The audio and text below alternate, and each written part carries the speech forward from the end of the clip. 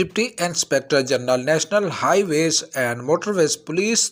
دار علی خٹک اور sector commander Ghulam Qadir Sindhu کی زیر نگرانی بیٹ 23 میں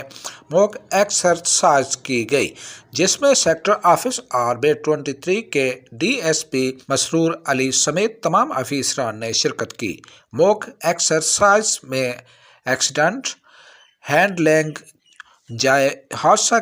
کو محفوظ کرنا، ٹریفک کی روانی کو بغیر رکاوٹ